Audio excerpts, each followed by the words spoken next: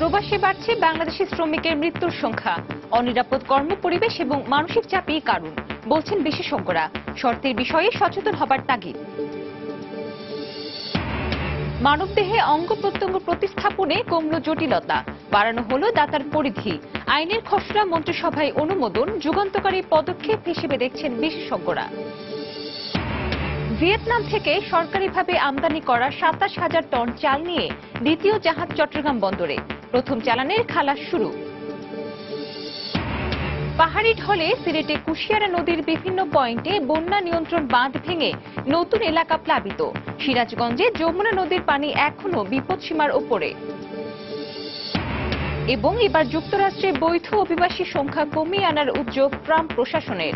পারিবারিক কোটা কমানোর পরিকল্পনায় দুশ্চিন্তায় প্রবাসী বাংলাদেশিরা।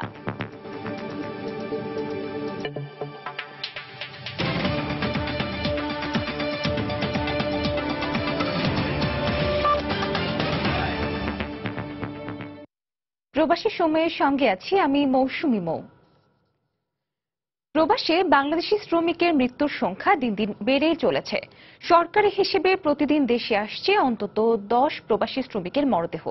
সংশ্লিষ্ট দেশের পক্ষ থেকে মৃত্যুর কারণ হিসেবে হার্ট অ্যাটাক, স্ট্রোক বা দুর্ঘটনা বলা হলেও বেশিরভাগ ক্ষেত্রেই প্রকৃত কারণ জানা যায় না। বিশেষজ্ঞদের মতে অনিরাপদ কর্মপরিবেশ, আর্থিক ঋণ, খাদ্যের অভ্যাস সহ মানসিক চাপই মৃত্যুর কারণ। কর্মস্থলে নিরাপত্তা সুরক্ষার পাশাপাশি কাজের শর্ত সম্পর্কে কর্মীকে আগেই অবহিত করার তাগিদ দিয়েছেন তারা। প্রশ্ন আশিসের ধারাবাহিক প্রতিবেদনে দেখুন আজকে প্রথম পর্ব। দেশের ৩টি বিমানবন্দর দিয়ে প্রতিদিন গড়ে ৮ থেকে ১০ জন অভিবাসী বাংলাদেশি শ্রমিকের মৃতদেহ দেশে আসে। সরকারি পরিসংখ্যান মতে ২০০৫ সালে ৬৯১টি মরদেহ দেশে আসলেও ২০০৯ সালে এই সংখ্যা দ্বিগুণ এবং বর্তমানে তা বেড়ে হয়েছে প্রায় ৫ গুণ। আর গত এক যুগে প্রবাসী কর্মীর মরদেহ আসার সংখ্যা দাঁড়িয়েছে ৩১,৪৬৭তে। বিশেষজ্ঞদের মতে প্রবাসে মৃত্যুর প্রকৃত সংখ্যা আরো বেশি। জাতিসংঘের হিসাব অনুযায়ী আমাদের প্রায় ৫,০০০-এর মতো মানুষ কিন্তু মাইগ্রেন্ট ওয়ার্কার মৃত্যুবরণ করছিল ডেস্টিনেশন কান্ট্রিতে। দেখা যাচ্ছে 1/3 ডেড বডি কিন্তু আসে না।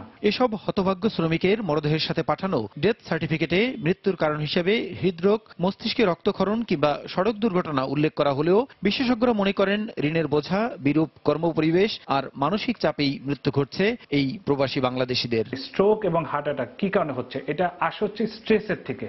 পরিবারের অনেক সদস্য সংখ্যা, সবার খরচ তাকে ব্যয় করতে হবে। আমাদের গবেষণায় একজন মৃত নারী অভিবাসী কর্মীর মায়ের বক্তব্যকে যদি কোট করি, তাহলে সে বলেছে যে আমার মেয়ে মারা যাওয়ার কয়েকদিন আগেও আমার সাথে কথা হয়েছে এবং সে কখনোই বলে নাই আমাকে যে আমি অসুস্থ।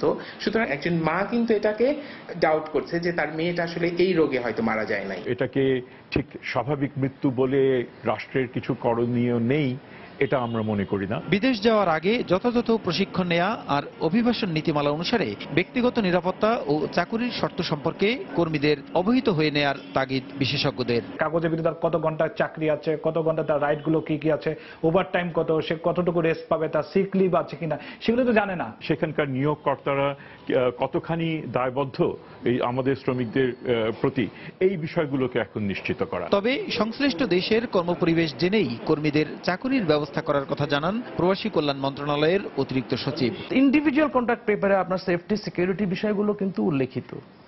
এগুলো দেখেই আমাদের কর্মীরা স্বাক্ষর করেই যায়। এগুলো দেখি আমরা যে ওখানে সেফটি সিকিউরিটির কি মেজারগুলো আছে, ওখানে কি ব্যবস্থা আছে। অভিবাসন নীতিমালা সম্পর্কে প্রবাসী কর্মীদের আরো সচেতন হওয়ার পরামর্শ দেন এই কর্মকর্তা। প্রসূন আশিস, সময় সংবাদ, ঢাকা। চট্টগ্রামের সীতাকুণ্ডে ত্রিপুরাপাড়ায় জ্বরে আক্রান্ত শিশুদের রক্তে পাওয়া গেছে হামির জীবাণু। সোমবার রাজধানীর মহাখালীতে রোগ তত্ত্ব, রোগ নিয়ন্ত্রণ ও গবেষণার প্রতিষ্ঠান IEDCR কার্যালয়ে আয়োজিত সংবাদ সম্মেলনে এই তথ্য জানান স্বাস্থ্য অধিদপ্তরের মহাপরিচালক। তবে মাঠ পর্যায়ে কোনো গাফিলতি পাওয়া গেলে তদন্ত করে ব্যবস্থা নেওয়া হবে বলেও জানান তিনি। সীতাকুণ্ডে অজ্ঞাত রোগে ভুগে যখন একের পর এক শিশু মৃত্যুর কোলে ঢলে পড়ছিল, তখনও জানা যায়নি মৃত্যুর প্রকৃত কারণ। একজন দুজন নয়, একে একে মারা যায় 9 শিশু। এ রোগে ভুগে হাসপাতালে ভর্তির সংখ্যাও নেহায়েত কম নয়। এই যখন অবস্থা, তখন নমুনা সংগ্রহে যায় রোগতত্ত্ব, রোগ নির্ণয় ও গবেষণা প্রতিষ্ঠান IEDCR। নমুনা পরীক্ষার পর সোমবার সংবাদ সম্মেলনে জানানো হয় ওই শিশুদের রক্তে মিলেছে হামের জীবাণু। অসুস্থ রোগীদের লক্ষণ এবং ল্যাবরেটরি পরীক্ষা নিশ্চিত হওয়া গেছে যে আক্রান্ত মৃত শিশুরা হাম রোগের জীবাণু দ্বারা সংক্রমিত হয়েছিল। তারা অপুষ্টিতে ভুগছিল এবং এর ফলে সংক্রমণ একজনের শরীর থেকে অন্যজনের শরীরে ছড়িয়ে পড়েছিল। অপুষ্টির কারণে সংক্রমণ তীব্র আকার ধারণ করেছিল। যথাসময়ে স্বাস্থ্যকেন্দ্র বা চিকিৎসকের শরণাপন্ন হলে কারোরই মৃত্যুর আশঙ্কা ছিল না। সে সময় মহাপরিচালক আরও জানান, আক্রান্ত মানুষগুলো কখনোই কোনো টিকা নেয়নি। সেক্ষেত্রে অভিভাবকরাও সচেতন নন বলে দাবি করেন তিনি। বাংলাদেশের প্রত্যেকটা ইউনিয়নের প্রত্যেকটা ওয়ার্ডে একটা মাইক্রো প্ল্যান তৈরি করি এবং এই মাইক্রো প্ল্যানে যেটা সেটা হলো যে আপনার এলাকার যারা স্বাস্থ্যকর্মী থাকে তারা হলো ওখানে বসে ওখানে কি পাড়া আছে, ওই পাড়াতে কেমন শিশু থাকতে পারে, ওইটার উপর ভিত্তি করে তারা একটা পরিকল্পনা তৈরি করে এবং সেই ভিত্তিতে পরবর্তীতে ওখানে টিকাদান কার্যক্রম পরিচালনা করা হয় এবং শিশুদের খোঁজা হয়। সীতাকুণ্ড উপজেলার সোনাইছড়ি ইউনিয়নের মাইক্রো প্ল্যানে আমরা দেখেছি যে ত্রিপুরা পাড়ার উল্লেখ নেই। সাংবাদিকদের প্রশ্ন ছিল এক্ষেত্রে কোনো গাফিলতি ছিল কিনা। মহাপরিচালক এমন প্রশ্নের উত্তরে বলেন, গাফিলতি পেলে ব্যবস্থা নেওয়া হবে। আমরা হলো দেখবো যে আসলে যারা দায়ী, আমরা দেখবো যে তাদের বিরুদ্ধে হলো কি ব্যবস্থা নেওয়া যায়। সিভিল সার্জন হিসেবে আমার অবশ্যই দায়বদ্ধতা আছে এবং আমরা সমবেদনা জানাচ্ছি, দুঃখ প্রকাশ করছি। সংবাদ সম্মেলনে দাবি করা হয়, বাংলাদেশে এখনো 17%-এরও বেশি শিশুকে কোনো ধরনের টিকা দেওয়া হয় না। তবে হামের জীবনের সম্পর্কে অবগত হতে কেন এত সময় লাগলো, এমন প্রশ্নের জবাব মেলেনি সংবাদ সম্মেলনে।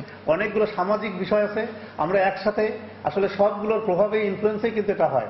আতিকুর রহমান তমাল, সময় সংবাদ, ঢাকা। দুরারোগ্য ব্যাধিতে মানবদেহের অঙ্গ প্রত্যঙ্গ বিনিময় প্রক্রিয়া সহজ করল সরকার। নতুন আইন অনুযায়ী অঙ্গ প্রত্যঙ্গের দাতা ও গ্রহীতার ক্ষেত্রে নিকটাত্মীয়ের পরিধি বাড়ানো হলো। সোমবার সচিবালয়ে প্রধানমন্ত্রী শেখ হাসিনার সভাপতিত্বে অনুষ্ঠিত মন্ত্রিসভার নিয়মিত বৈঠকে এই সংক্রান্ত আইনের খসড়ায় চূড়ান্ত অনুমোদন দেওয়া হয়। এতে বলা হয়েছে, সরকারের অনুমোদন ছাড়া কোনো হাসপাতাল অঙ্গ প্রত্যঙ্গ সংযোজন কিংবা বিয়োজন করতে পারবে না। আইন অমান্য করলে 3 বছরের কারাদণ্ড ও সর্বোচ্চ 10 লাখ টাকা অর্থদণ্ডের বিধান রাখা হয়েছে। দুরারোগ্য ব্যাধির ক্ষেত্রে অনেক সময়ই রোগীর নির্দিষ্ট অঙ্গ প্রত্যঙ্গ প্রতিস্থাপনের প্রয়োজন হয়। এক্ষেত্রে নিরাময়ের আশায় ভুক্তভোগীকে অঙ্গ প্রত্যঙ্গের জন্য নিকটাত্মীয় কারো শরণাপন্ন হতে হয়। কিন্তু নিকটাত্মীয় বাছাইয়ের ক্ষেত্রেও এতদিন নানা আইনি জটিলতায় আটকে যেত অঙ্গ প্রত্যঙ্গ বিনিময় প্রক্রিয়া। অবশেষে এই আইনি জটিলতার নিরসন ঘটল। সোমবার সকালে সচিবালয়ে প্রধানমন্ত্রী শেখ হাসিনার সভাপতিত্বে অনুষ্ঠিত মন্ত্রিসভার বৈঠকে মানবদেহে অঙ্গ প্রত্যঙ্গ সংযোজন আইন 2017-এর সংশোধনীর খসড়ায় চূড়ান্ত অনুমোদন দেয়া হয়। এতে বলা হয়, চিকিৎসা সেবার মানোন্নয়ন, মানব অঙ্গের অবৈধ ব্যবসা এবং পাচার রুখতে এই সংশোধনী। বৈঠক শেষে মন্ত্রিপরিষদ বিভাগের পক্ষ থেকে ব্রিফিংয়ে জানানো হয়, অঙ্গ প্রত্যঙ্গ বিনিময়ের ক্ষেত্রে দাতা গ্রহীতা হিসেবে নিকটাত্মীয়ের পরিধি বেড়েছে। পিতা মাতা, পুত্র কন্যা, ভাই বোন, স্বামী স্ত্রী ও রক্ত সম্পর্কিত আপন চাচা, ফুফু, মামা, খালা, নানা, নানি, দাদা, দাদি, নাতি, নাতনি, আপন চাচাতো, মামাতো, ফুফাতো, খালাতো ভাই বা বোন। প্রতিটি হাসপাতালকেই এই সংক্রান্ত চিকিৎসায় সরকারের অনুমোদন নিতে হবে জানিয়ে সচিব বলেছেন, সংসদে আইনটি পাশ হওয়ার 2 মাসের মধ্যেই হাসপাতালগুলোকে সরকারের কাছে আবেদন করতে হবে। কোনো হাসপাতাল সরকারের অনুমতি ব্যতীত মানবদেহে অঙ্গ প্রত্যঙ্গ সংযোজন করিতে পারিবে না। এই আইন কার্যকর হওয়ার 60 দিনের মধ্যে অনুমতির জন্য সরকারের নিকট আবেদন করবেন। নিকটাত্মীয় সম্পর্কে মিথ্যা তথ্য দিলে 2 বছরের কারাদণ্ড ও 5 লাখ টাকা জরিমানা গুনতে হবে। থাকছে শাস্তির বিধানও। যে কোনো বিধান যদি লঙ্ঘন করেন, অনধিক 3 বছর সশ্রম কারাদণ্ড বা অনধিক 10 লক্ষ টাকা অর্থদণ্ড বা উভয় দণ্ডে দণ্ডনীয় হইবেন। কোন চিকিৎসক দণ্ডিত হইলে বাংলাদেশ মেডিকেল ও ডেন্টাল কাউন্সিল কর্তৃক তাহাকে প্রদত্ত রেজিস্ট্রেশন বাতিলযোগ্য হইবে। এদিকে সংশোধনী আইনকে স্বাগত জানিয়েছেন বিশেষজ্ঞরা। নতুন এই আইনে ভোগান্তি কমবে বলেও মনে করেন তারা। এটা যুগান্তকারী পদক্ষেপ হবে এবং বাইরে যে যাওয়ার মানসিকতা, বাইরে গিয়ে কিডনি ট্রান্সপ্লান্টেশন, লিভার ট্রান্সপ্লান্টেশন এগুলো করবে, এগুলো টোটালি বন্ধ হয়ে যাবে। আগের আইনে শুধুমাত্র কিডনি প্রতিস্থাপনের কথা থাকলেও সংশোধিত আইনে অন্যান্য অঙ্গ প্রত্যঙ্গ প্রতিস্থাপনের পথও সুগম হল। দেবাশিস রায়, সময় সংবাদ, ঢাকা। প্রবাসের সময়ে আরো থাকছে, নতুন ভোটার অন্তর্ভুক্তির জন্য 25 জুলাই থেকে 9 আগস্ট পর্যন্ত বাড়ি বাড়ি গিয়ে তথ্য সংগ্রহ করবে কমিশন। রোহিঙ্গাদের বিষয়ে 30 উপজেলায় সতর্কবার্তা।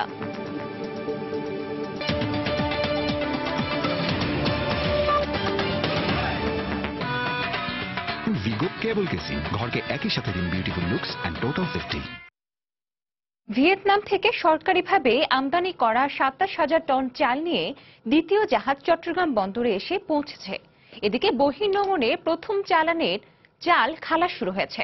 আগামী 2 সপ্তাহের মধ্যে ভিয়েতনাম এবং মিয়ানমার থেকে আরও 2টি জাহাজ পৌঁছাবে বলে আশা প্রকাশ করেছেন খাদ্য নিয়ন্ত্রণ অধিদপ্তরের কর্মকর্তারা। বিস্তারিত জানাচ্ছেন কমল দে।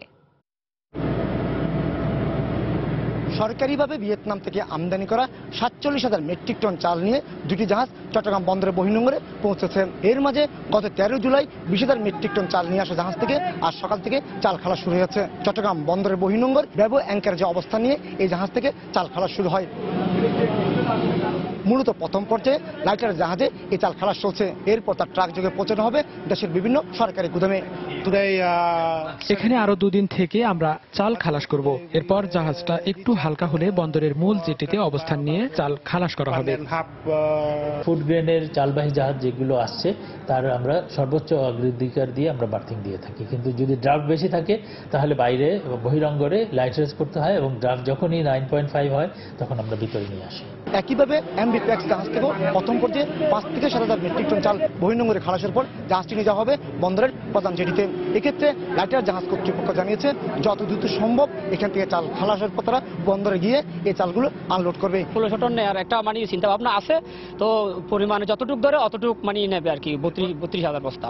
হ্যাঁ, এরপর আরেকটা লাইটার আসবে, ওটা আসার পর ওখানেও মাল ড্রাফট দিয়ে দেবে। খুব দ্রুত আনলোড হচ্ছে, লোড হয়ে যাচ্ছে এবং দ্রুত বন্দরে যায় পৌঁছে যাবে ইনশাল্লাহ। খাদ্য কর্মকর্তারা বলছেন চালের বাজার সহনশীলতা রাখার জন্য আরো বেশ কিছু চাল আমদানি পর্যায়ে রয়েছে। আশা করতেছি আমরা শুক্রবার নাগাদ আরো একটা জাহাজ পৌঁছে যাবে এবং মায়ানমার থেকে 16,000 মেটনের একটা কন্টেইনার করে একটা চাল অলরেডি চট্টগ্রাম বন্দরে পৌঁছে যাবে। খাদ্য মজুদ ধরার জন্য এটা দ্রুত সরকারের যে একটা উদ্যোগ, এটা দ্রুততার সহিত আমাদের চালের মজুদ গড়ে উঠবে আমরা আশা করি। সাম্প্রতিক সময়ে প্রাকৃতিক দুর্যোগ, বন্যা সহ নানা কারণে খেতে ফসল নষ্ট হয়। এর ফলে বাজারে চালের দাম বাড়তে থাকে। এরই প্রেক্ষিতে গিয়ে সরকার চালের দাম সহনশীলতা পর্যায়ে রাখার জন্য 5টি দেশ থেকে 12 লাখ মেট্রিক টন চাল আমদানির সিদ্ধান্ত নেয়। আর এই সিদ্ধান্তের আলোকে প্রথম পর্যায়ে 47,000 মেট্রিক টন চাল সহ 2টি জাহাজ বন্দরে অবস্থান নিয়েছে। আগামী 15 থেকে 20 দিনের মধ্যে এই জাহাজগুলো থেকে চাল খালাস সম্পন্ন হবে বলে জাহাজ কর্তৃপক্ষ জানিয়েছেন। বন্দরের বহির্নোঙর থেকে কমল দে, সময় সংবাদ। এবার বন্যা পরিস্থিতির খবর। পাহাড়ি ঢলে সিলেটে কুশিয়ারা নদীর বিভিন্ন পয়েন্টে বাঁধ ক্ষতিগ্রস্ত হওয়ায় বন্যা পরিস্থিতির অবনতি হয়েছে। বাঁধ ভেঙে প্লাবিত হয়েছে নতুন নতুন এলাকা। মৌলভীবাজারেও বন্যা পরিস্থিতির অবনতি হয়েছে। এখনো পানিবন্দী হয়ে মানবেতর জীবনযাপন করছেন 4 উপজেলার হাজার হাজার মানুষ। তবে কিছুটা উন্নতি হয়েছে উত্তরাঞ্চলের বন্যা পরিস্থিতির। ব্যুরো রিপোর্টার এবং জেলা প্রতিনিধিদের পাঠানো তথ্য ও ছবি নিয়ে দেখুন ডেস্ক রিপোর্ট। গত দুদিনে সিলেটের কুশিয়ারা ও সুরমা নদীর পানি বৃদ্ধি পেয়ে বন্যা পরিস্থিতির অবনতি হয়েছে। ভাঙন দেখা দিয়েছে বন্যা নিয়ন্ত্রণ বাঁধের বিভিন্ন স্থানে। প্লাবিত হয়েছে নতুন নতুন এলাকা। ক্ষতিগ্রস্ত হয়েছে বিয়ানীবাজার, ফেঞ্চুগঞ্জ ও গোলাপগঞ্জ উপজেলার হাজার হাজার মানুষ। নষ্ট হয়ে গেছে 6,000 হেক্টর ফসলি জমি। এদিকে মৌলভীবাজারেও পানিবন্দী অবস্থায় দিন কাটাচ্ছেন 4 উপজেলার মানুষ। এইরকম পানি বাড়লে তো আমরা বউ বিবি বাচ্চা লইয়া এবং গরু মহিষ হাঁস ছাগল এগুলা লইয়া খই যাই। 3-4 দিনের উপবাস আছি আমরা, বিস্কুট খাইয়া খাইয়া জীবিত রক্ষা করিয়া। এদিকে যমুনার পানি কমলেও টাঙ্গাইলে দেখা দিয়েছে নদী ভাঙন। গত 3 দিনে সদর উপজেলার পৌলি ও কাকুয়া সহ বেশ কয়েকটি গ্রামের বিভিন্ন স্থাপনা নদীগর্ভে বিলীন হয়ে গেছে। এতে নতুন করে ভাঙন আতঙ্কে রয়েছেন নদী তীরবর্তী মানুষ। হাট এবং মিন্টুমের উচ্চ বিদ্যালয় নদীগর্ভে বিলীন হতে যাচ্ছে। সরকারি প্রাথমিক বিদ্যালয় ইতিমধ্যে মসজিদ নদীগর্ভে বিলীন হয়ে গেছে। এই ভাঙনটা বেশি ভাঙতেছে যারা ব্রিজ করে ওখানে সিন্ডিকেট করে বালুঘাট করেছে। বগুড়ায় সারিয়াকান্দি পয়েন্টে যমুনা নদীর পানি কমতে শুরু করায় বন্যা পরিস্থিতির উন্নতি হয়েছে। তবে এখনো ঘরে ফিরতে পারেনি দুর্গত এলাকার মানুষ। বাঁধের উপর আশ্রয় নেওয়া মানুষের মাঝে দেখা দিয়েছে খাবার ও বিশুদ্ধ পানির সংকট। প্রশাসনের পক্ষ থেকে ত্রাণ সহায়তা দেওয়া হলেও তা পর্যাপ্ত নয় বলে জানিয়েছেন স্থানীয়রা। পরিস্থিতি নাই যে আমরা এই হিলে একটা জিনিস কাজ করে এই জায়গাতে থাকবো। বাচ্চা কাচ্চা নিয়ে কি কষ্টের মধ্যে আসি, খাওয়া নাই দেওয়া নাই। 2-4টা গরু আছে, তাও পানির মধ্যে বাইন্দে আসছিল, সাথের ভিতরে নিয়ে এসে এখন 2টা ঘর জাটানের বাঁধের উপরে এসে বসে আছে। গাইবান্ধায় ব্রহ্মপুত্র, তিস্তা ও ঘাগর সহ সবগুলো নদ নদীর পানি বিপদসীমার নিচে দিয়ে প্রবাহিত হচ্ছে। পানি নামতে শুরু করেছে চর ও নিম্নাঞ্চল থেকে। সাবিত সারোয়ার, সময় সংবাদ। এদিকে সিরাজগঞ্জ পয়েন্টে যমুনা নদীর পানি কিছুটা কমলেও এখনো বিপদসীমার উপর দিয়ে প্রবাহিত হচ্ছে। বন্যায় প্লাবিত হয়েছে জেলার 5টি উপজেলার 38টি ইউনিয়নের বিস্তীর্ণ এলাকা। ঘরবাড়িতে পানি ঢুকে পড়ায় পানিবন্দী প্রায় লক্ষাধিক মানুষ। পানিতে তলিয়ে গেছে ধান, পাট, আখ সহ বিভিন্ন ফসল। পাশাপাশি পানিতে ভেসে গেছে পুকুরের মাছ। এতে দিশেহারা কৃষক এবং মৎস্য চাষিরা। জেলা প্রতিনিধি রিঙ্কু কুণ্ডুর রিপোর্ট, ছবি তুলেছেন অমৃত সেন। গত কয়েকদিন ধরে যমুনা নদীর পানি বিপদসীমার ওপর দিয়ে প্রবাহিত হচ্ছে সিরাজগঞ্জে। বন্যার পানিতে প্লাবিত হয়েছে জমির ফসল, রাস্তাঘাট, পুকুর সহ বিস্তীর্ণ এলাকা। জেলা কৃষি অফিসের তথ্য মতে জেলার সদর, কাজীপুর, বেলকুচি, চৌহালি ও শাহজাদপুর উপজেলার প্রায় 15,000 হেক্টর জমির ফসল পানিতে তলিয়ে গেছে। ক্ষতিগ্রস্ত কৃষকের সংখ্যা প্রায় 83,000। স্বপ্নের ফসল পানিতে তলিয়ে যাওয়ায় দিশেহারা কৃষকেরা। ফসল, শস্য সম্পূর্ণ বন্যায় তলা যা পয়সা গেছে গাছ। গরু বাছুর নিয়ে চতুর মারা পানি, কোনো জায়গায় যাওয়ার মতো জায়গা নাই, কোনো ফসল তুলার পাইতেছি না। তবে কৃষকদের ক্ষতি নিরূপণ করে তাদের পুনর্বাসনের জন্য কৃষি বিভাগ কাজ করছে বলে জানালেন জেলার শীর্ষ কৃষি কর্মকর্তা। উপজেলা পরিষদ আছে, সে পরিষদকে আমরা ইতিমধ্যে অনুরোধ জানিয়েছি তারা যেন চারা উৎপাদন করে কৃষকের মধ্যে বিনামূল্যে বিতরণ করে। পরবর্তীতে পুনর্বাসন কর্মসূচি আসে তাহলে আমরা কৃষকদের মধ্যে এটা অতি দ্রুত বিতরণ করব। পাশাপাশি বন্যার পানিতে ভেসে গেছে জেলার বিভিন্ন পুকুর ও খালের মাছ ও পোনা। জেলা মৎস্য অফিসের তথ্য মতে জেলায় মোট 160টি পুকুর ও খালের প্রায় 35 মেট্রিক টন বিভিন্ন প্রজাতির মাছ বন্যার পানিতে ভেসে গেছে। এতে আর্থিকভাবে বিপাকে পড়েছেন মৎস্য চাষিরা। পানি তো প্রতিদিনই বাড়ার উপরে আছে, দেখা যায় আপনি একদিক দিয়ে দেয়, অন্য দিক দিয়ে আবার তোলা যায়। বহু টাকা ঋণ হয়, 4 লাখ টাকার মাছ দিচ্ছি, মানে কোনো মাছ বাড়া গেছে। বাইরের কস্তুরি এসে হাইরা মনে করেন যে বান্ধ আমরা ঠিক রাখতে পারি নাই, এইভাবে মাছগুলো আমাদের ক্ষতি হয়ে গেছে। জেলা মৎস্য কর্মকর্তা জানালেন ক্ষতিগ্রস্ত মাছ চাষিদের তালিকা তৈরি করা হচ্ছে। বন্যার পানি নেমে গেলে তাদের ক্ষতিপূরণের ব্যবস্থা করা হবে। ক্ষয়ক্ষতির পরিমাণটা আমরা আমাদের মৎস্য বিভাগের মাধ্যমে মন্ত্রণালয়ে যাবে এবং তাদের পুনর্বাসনের জন্য সাহায্য সহযোগিতা আসলে ক্ষতিগ্রস্ত চাষিদেরকে সেই সহায়তাটা প্রদান করা হবে। জেলা কৃষি অফিসের তথ্য মতে চলতি বন্যায় এখন পর্যন্ত কৃষি ক্ষেত্রে ক্ষতির পরিমাণ প্রায় 100 কোটি টাকা।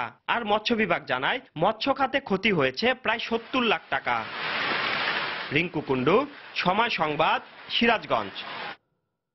উল্টো পথে রাজধানীর জগন্নাথ বিশ্ববিদ্যালয়ে 2টি বাসকে যেতে না দেওয়ায় কর্তব্যরত ট্রাফিক সার্জেন্টকে মারধর করেছে বিশ্ববিদ্যালয়টির কয়েকজন শিক্ষার্থী।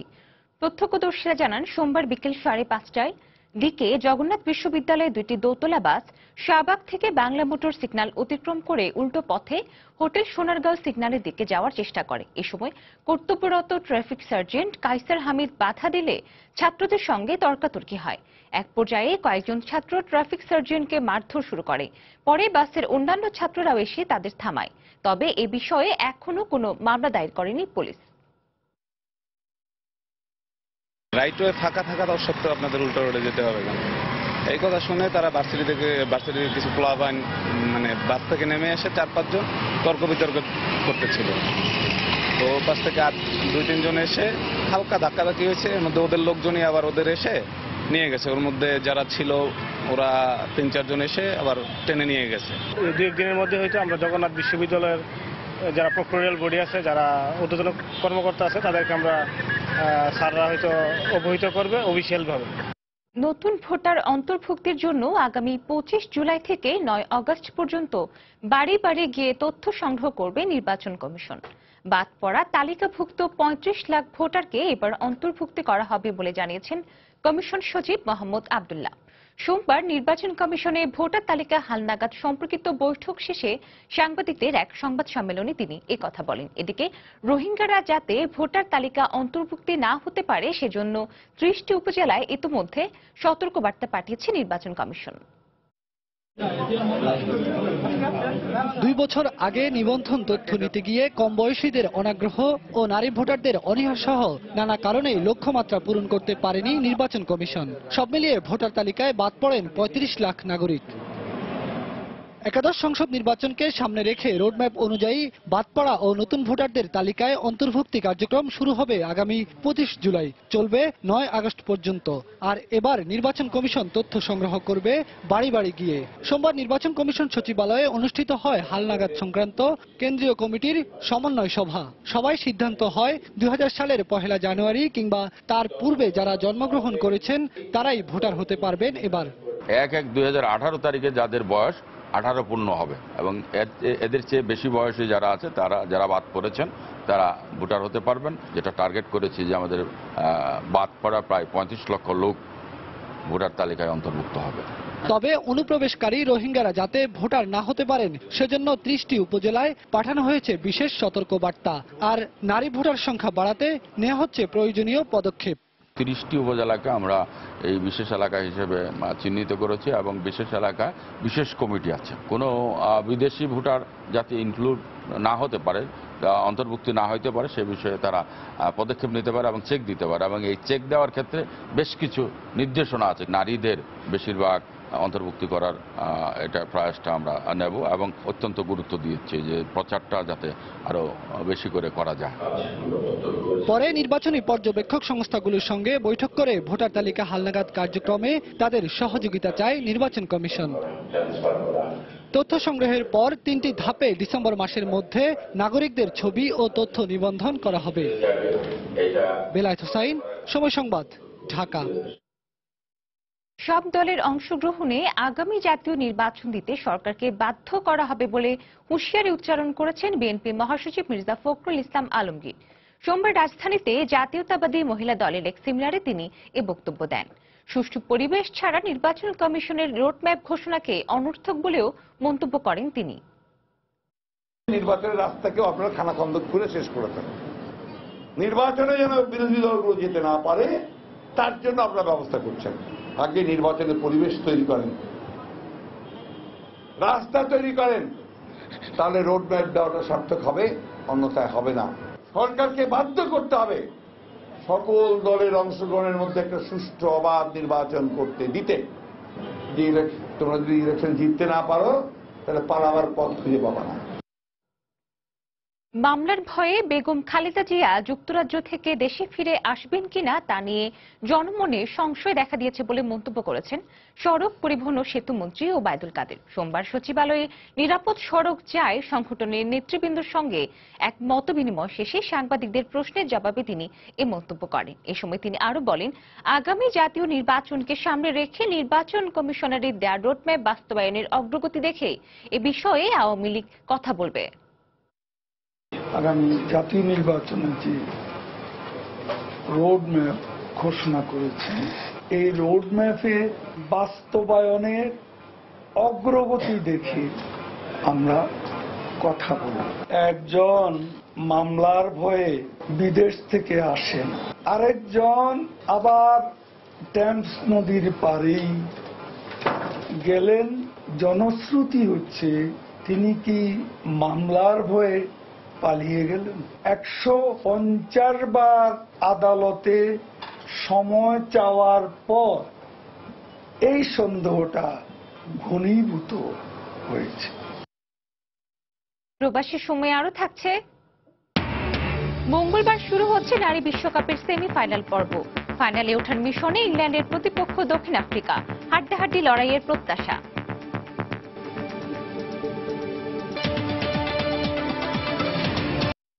এনজিও কর্মীর পরিচয় দিয়ে 2 মাস আগে বাসা ভাড়া নেয় আশুলিয়ায় আটক 4 যুবক। বাড়ির মালিকের দাবি, বেশ কয়েকবার পরিচয়পত্র চাওয়া হলেও তারা দেননি। এতে যুবকদের প্রতি সন্দেহ হয় বাড়ির মালিকের। এর পরপরই র্যাবকে তথ্য দেয় বাড়ির মালিক ইব্রাহিম। এদিকে আটককৃত 4 জনকে আসামি করে সোমবার র্যাব বাদী হয়ে অস্ত্র, বিস্ফোরক দ্রব্য আইন ও সন্ত্রাস বিরোধী আইনে আশুলিয়া থানায় 2টি মামলা করেছে। পরে আসামিদের আদালতে হাজির করে 10 দিনের রিমান্ড চাইলে আদালত প্রত্যেকের 4 দিন করে রিমান্ড মঞ্জুর করেন। আশুলিয়ার প্রধান সড়ক থেকে কিছুটা বাইরে গেলে নয়ারহাট বাজার, সেখান থেকে প্রায় 2 কিলোমিটার ভিতরে চাকল গ্রামের চৌরাপাড়ায় ইব্রাহিমের বাড়ি, যার চারপাশের পুরোটা জায়গায় ফাঁকা। রবিবার এই বাড়ি থেকেই আটক করা হয় 4 যুবককে। সোমবার বাড়িটির সামনে গিয়ে দেখা যায় বাড়িটি তালাবদ্ধ, পাহারা দিচ্ছে র্যাব সদস্যরা। রবিবার বাড়ির সামনের সড়ক বন্ধ থাকলেও সোমবার তা খুলে দেওয়া হয়েছে। বাড়ির মালিক ইব্রাহিম জানায় 2 মাস আগে এনজিও কর্মী পরিচয় দিয়ে 5 যুবক 2,500 টাকা ভাড়ায় 2টি রুম ভাড়া নেয়। মালিকের পক্ষ থেকে বেশ কয়েকবার পরিচয়পত্র চাওয়া হলেও তারা পরিচয়পত্র দেননি, এতেই সন্দেহ হয় তার। পরিচয়পত্র দেন, আপনারা থাকবেন রুম খালি। তো ওনারা বলছে আমাদের লোক আসলে পরিচয়পত্র দিয়ে ভাড়া দেবো। আমি 2-3 বার ফোন দিলে মাঝে মাঝে ওনারা আমার ফোন রিসিভ করতো না, ঘুমাইতো না, থাকতো না, তারপরে ওনাদের রান্না করতো না, আর পরিচয় আমার সন্দেহ ছিল। এদিকে এলাকাবাসী জানান আটককৃত 4 যুবককে এলাকায় তেমন একটা দেখা যেত না, সব সময় রাতের বেলা চলাচল করতো তারা। লোক তো দিনে বাইরে, তো ওখানে সে কালকে এসে জানলাম যে এই জায়গায় লোক আছে। 12টা 1টায় আইতো বলে আবার 12টা 1টা যেত। এই ঘটনায় আটককৃত 4 জনকে আসামি করে সোমবার দুপুরে র্যাব বাদী হয়ে অস্ত্র বিস্ফোরক দ্রব্য আইন ও সন্ত্রাসবিরোধী আইনে আশুলিয়া থানায় 2টি মামলা দায়ের করেছে। বিকেলে চিফ জুডিশিয়াল ম্যাজিস্ট্রেটের আদালতে হাজির করে 10 দিনের রিমান্ড আবেদন করলে আদালত প্রত্যেকের 4 দিন করে রিমান্ড আবেদন মঞ্জুর করে। শনিবার রাত থেকে রবিবার দুপুর পর্যন্ত আশুলিয়ার নয়ারহাট এলাকায় একটি বাড়িতে অভিযান চালিয়ে সন্দেহভাজন 4 যুবককে আটক করে র্যাব। শাহরিয়ার জামান দ্বীপ, সময় সংবাদ, আশুলিয়া। এবার প্রবাসীর খবর। যুক্তরাষ্ট্রে অভিবাসী বিরোধী একের পর এক পদক্ষেপের মধ্যে এবার বৈধ অভিবাসীর সংখ্যা কমিয়ে আনার পরিকল্পনা নিয়েছে ট্রাম্প প্রশাসন। কংগ্রেসের গ্রীষ্মকালীন অধিবেশনে এই সংক্রান্ত একটি বিল উত্থাপন করা হবে বলে গণমাধ্যমে খবর প্রকাশিত হয়েছে। বিলটি পাশ হলে যুক্তরাষ্ট্রে বাংলাদেশি সহ বৈধ অভিবাসী প্রবেশের সংখ্যা অর্ধেকে নেমে আসবে। ট্রাম্প প্রশাসনের এই উদ্যোগে উদ্বিগ্ন হয়ে পড়েছেন প্রবাসী বাঙালিরা। যুক্তরাষ্ট্র প্রতিনিধি শিহাব উদ্দিন কিসলুর তথ্য এবং টিএম মামুনের ছবি নিয়ে দেখুন ডেস্ক রিপোর্ট। অভিবাসীদের দেশ হিসেবে পরিচিত যুক্তরাষ্ট্রে প্রতি বছর পারিবারিক কোটায় বিভিন্ন দেশের 10 লাখ নাগরিক প্রবেশ করেন। কিন্তু ট্রাম্প প্রশাসনের 6 মুসলিম দেশের নাগরিকদের ভ্রমণ নিষেধাজ্ঞা সহ অভিবাসী বিরোধী বিভিন্ন পদক্ষেপে সেই সংখ্যা অনেকটা কমে এসেছে বলে জানা গেছে।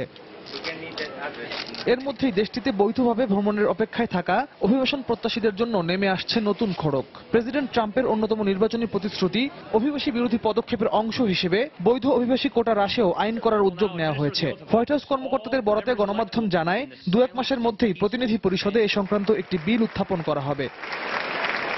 বিষয়টি নিয়ে কাজ করছেন যে রিপাবলিকান সিনেটররা সেই টম কটন ও ডেভিড পার্দু জানিয়েছেন রেজ অ্যাক্ট নামের বিলটি এরই মধ্যে তৈরি করা সম্পন্ন হয়েছে।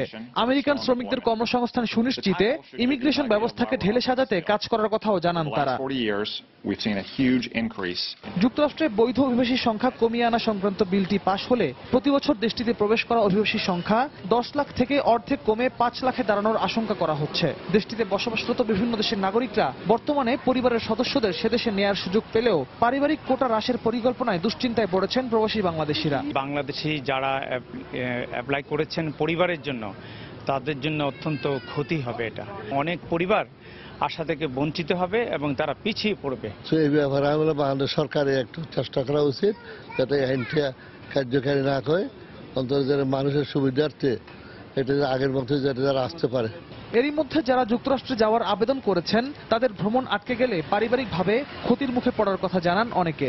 এটা যাতে কমায় না ফেলে, আর আমাদের মানবিক দিকটাও দেখতে হবে, যাতে আমাদের ফ্যামিলি মেম্বাররা সবাই এখানে এসে থাকতে পারে। আমার ভাইয়ের জন্য আমি অ্যাপ্লাই করেছি, আমি এক্সপেক্ট করছি হয়তো আমার ভাই নেক্সট 10 ইয়ার্সের ভিতরে আমেরিকাতে আসবে, হয়তো এটা আরো 15 ইয়ার্স হতে পারে। গভর্নমেন্টের নিয়ম মেনেই আমাদের চলতে হবে, এর বাইরে আমরা আসলে কিছু করতে পারবো না, আমাদের ওয়েট করা ছাড়া কিছুই নাই।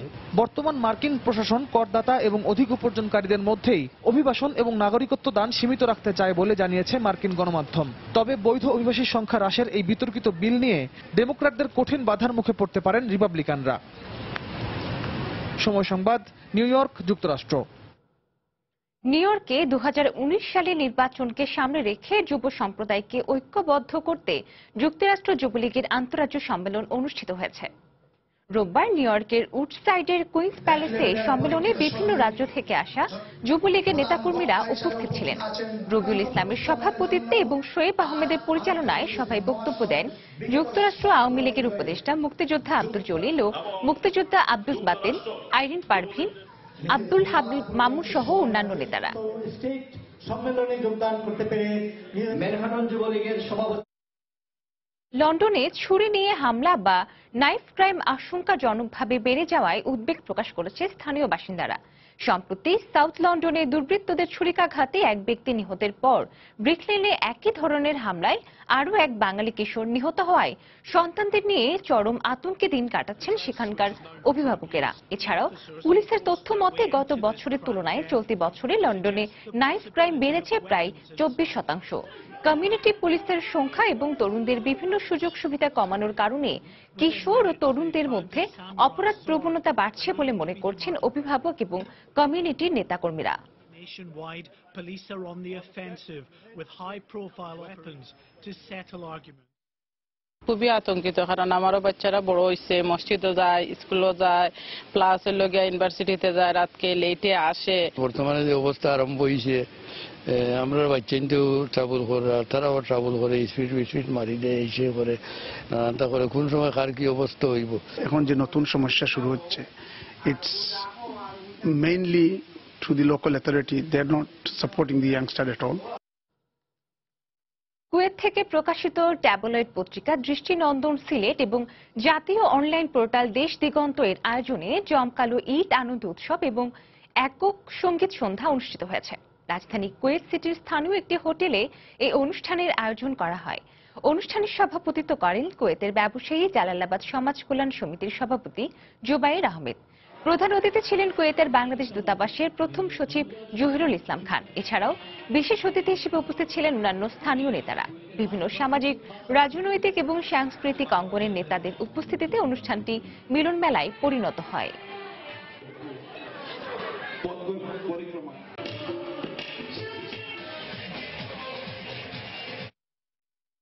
ফ্রান্সের প্যারিসে বিএনপির সাবেক সভাপতিদের উদ্যোগে সংবাদ সম্মেলন অনুষ্ঠিত হয়েছে। রোববার বিকেলে স্থানীয় এক রেস্তোরাঁয় এই সম্মেলনের আয়োজন করা হয়। ফ্রান্সে বিএনপির সাবেক সভাপতি আহসানুল হক বুলুর পরিচালনায় সম্মেলনে বক্তব্য দেন সাবেক সভাপতি ডক্টর আব্দুল মালিক ফরাজি, সিরাজুল ইসলাম মিয়া এবং সৈয়দ সাইফুর রহমান। এ সময় বক্তারা বেগম জিয়ার লন্ডন সফরকে স্বাগত জানিয়ে ফ্রান্সে সফরেরও আহ্বান জানান। সম্মেলনে উপস্থিত ছিলেন আব্দুল কাইয়ুম, মিজান আলী, নাসির উদ্দিন সহ আরও অনেকে।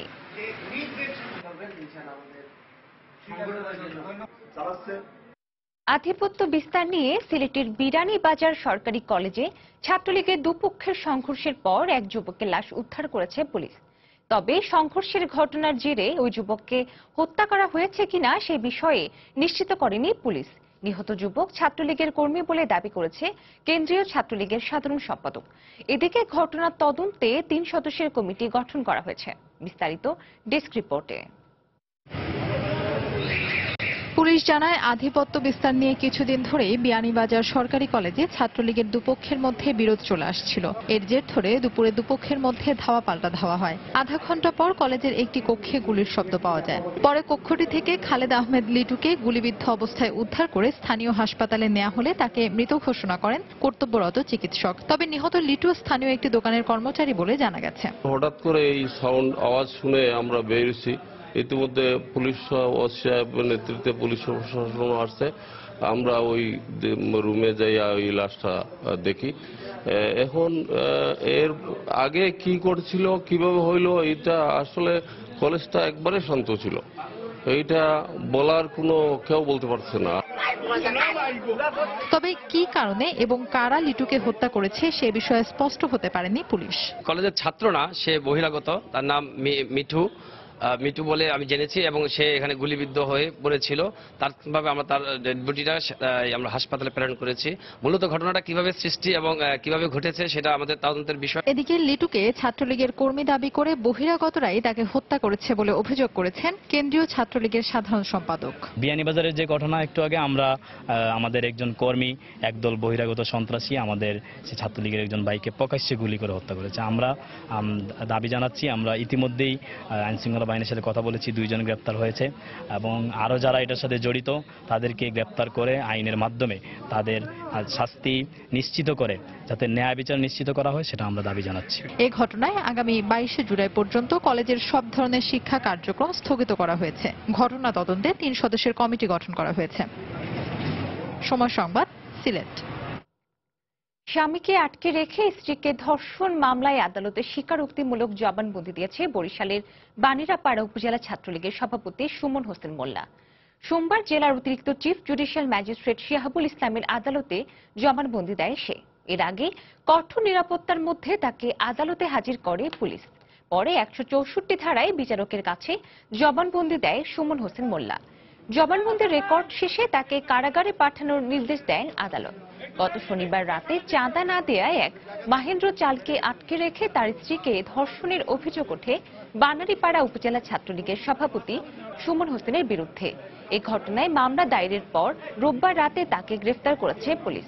এদিকে অভিযুক্ত সুমনকে বানারীপাড়া উপজেলা ছাত্রলীগের সভাপতি পদ থেকে বহিষ্কার করেছে কেন্দ্রীয় ছাত্রলীগ।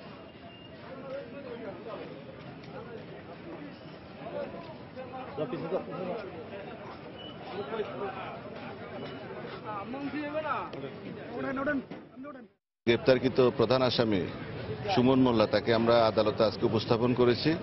আমাদের আবেদনের প্রেক্ষিতে আদালত তার দোষস্বীকারমূলক জবানবন্দি লিপিবদ্ধ করেছেন কার্যবিধি 164 ধারা মোতাবেক। তাছাড়া এই মামলার আরও 2জন প্রত্যক্ষদর্শী সাক্ষী তাদের জবানবন্দি আদালত নারী শিশু আইনের 22 ধারা মোতাবেক লিপিবদ্ধ করেছেন। মামলার যে বাকি কার্যক্রম আমরা অতি স্বল্প সময়ের মধ্যে আমরা শেষ করব।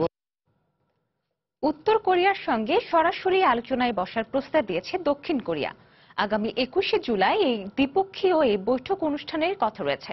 তবে এ বিষয়ে উত্তর কোরিয়ার তাৎক্ষণিক কোনো প্রতিক্রিয়া পাওয়া যায়নি। পিয়ংইয়ং এর দূরপাল্লার ক্ষেপণাস্ত্র ছোড়ার জেরে 2 সপ্তাহ ধরে তীব্র উত্তেজনার পর সোমবার এই প্রস্তাব দিল সিউল। দক্ষিণ কোরীয় পুনরেকত্রীকরণ মন্ত্রী চো মিয়ং গিউন এক সংবাদ সম্মেলনে 2 দেশের সামরিক পর্যায়ের এই বৈঠক আয়োজনের কথা জানান। উত্তর কোরিয়ায় ধ্বংস নয় বরং কোরীয় উপদ্বীপে শান্তি ফিরিয়ে আনায় দক্ষিণ কোরিয়ার মূল লক্ষ্য বলেও জানান তিনি। একই সঙ্গে উত্তেজনা প্রশমনে উত্তর কোরিয়াকে দায়িত্বশীল ভূমিকা রাখার আহ্বান জানান সিউল। এর কিছুক্ষণের পরপরই আগামী শুক্রবার সিউল পিয়ংইয়ং দ্বিপক্ষীয় আলোচনা অনুষ্ঠানের ঘোষণা দেন দক্ষিণ কোরিয়ার প্রতিরক্ষা দপ্তর।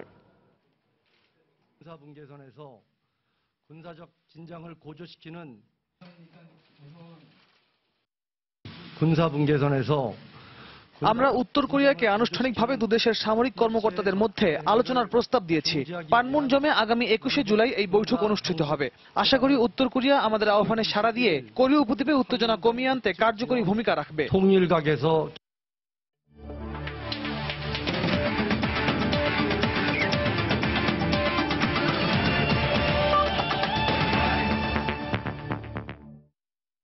নারী বিশ্বকাপ ক্রিকেটের খবর। মঙ্গলবার নারী বিশ্বকাপের প্রথম সেমিফাইনালে ইংল্যান্ডের মুখোমুখি হবে দক্ষিণ আফ্রিকা। আসরে ফেভারিটের তকমা গায়ে জড়িয়ে মাত্র একটি ম্যাচে হেরেছে স্বাগতিক নারীরা, তাই এই ম্যাচেও সহজ জয়ই প্রত্যাশা তাদের। অন্যদিকে আন্ডারডগ হিসেবে দক্ষিণ আফ্রিকাও এই ম্যাচ জিতে চায় ফাইনালে নাম লেখাতে। ব্রিস্টলে বাংলাদেশ সময় ম্যাচটি শুরু হবে বিকেল 3:30টায়। ভারতের কাছে ওই একটি ম্যাচ ছাড়া পুরো আসর জুড়েই দুর্দান্ত ছিল ইংলিশ নারীদের পারফরম্যান্স। দলের সেরা ব্যাটর বিউম্যান 372 রান নিয়ে আছেন আসরের সর্বোচ্চ রান সংগ্রাহকদের তালিকার শীর্ষে।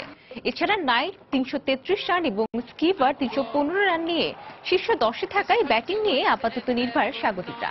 অন্যদিকে ইংল্যান্ডের শক্তিশালী ব্যাটিং হলেও দক্ষিণ আফ্রিকার শক্তির জায়গাটা হচ্ছে বোলিং, কারণ আসরে সর্বোচ্চ উইকেট শিকার করা 2 বোলার ভ্যান নিকার্ক এবং ক্যাপ দুজনেই প্রোটিয়া।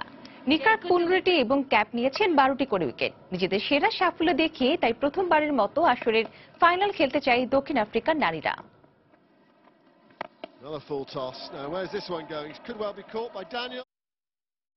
এ পর্যায়ে শীর্ষ সংবাদগুলো জানিয়ে দিচ্ছি আরেকবার।